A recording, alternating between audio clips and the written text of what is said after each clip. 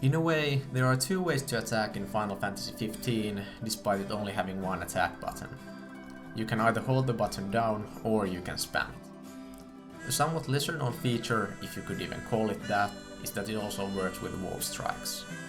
It still surprises me from time to time that there are a lot of people who don't seem to know that one of these two methods exists, but that's just another thing we can blame the god-awful tutorial of this game for.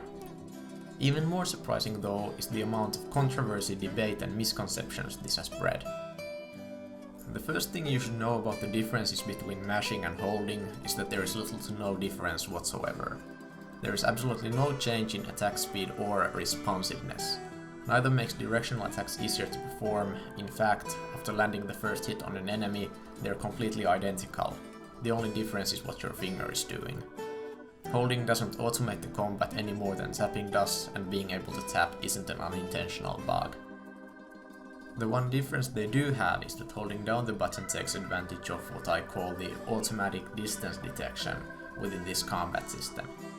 Basically, the game thinks it knows the range of your attacks and the enemy's distance from you, and makes you attack with what it thinks is the optimal attack from that distance. Now, there is still no difference between tapping and holding if you're relatively close to the enemy, but the major difference comes when you're close to or out of the weapon's attack range, or rather what the game thinks is the weapon's maximum range.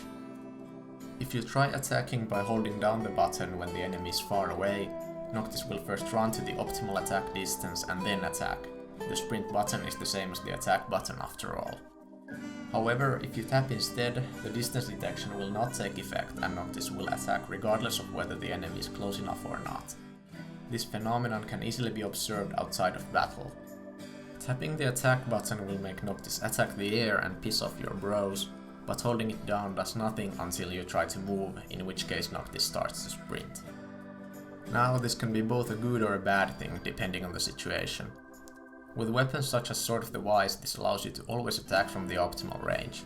Trying to tap with this weapon while too far away will make Noctis swing at the air, which obviously isn't helpful, but holding makes him run to just the correct distance before attacking. On the flip side, there are also weapons that actually have far more range than the game thinks they do. Scepter of the Pies is a good example of this. If you hold down the button, Noctis will run to this distance before attacking the enemy. However, as you can see here, this attack actually has significantly more range, and by tapping you can initiate it from much farther away. Another important thing to know is that the game actually measures the distance between Noctis and his lock-on point, which, in the case of large enemies, isn't always the same as his distance to the enemy itself. In the worst case scenario, this can cause Noctis to run in place like an idiot, because the game thinks you're not close enough to attack the enemy even if you're practically hugging them.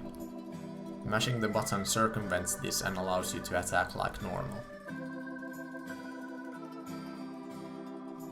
Sometimes the game might also think that you're close enough for a combo starter, but not close enough to do any other attacks, so Noctis will just do the combo starter repeatedly.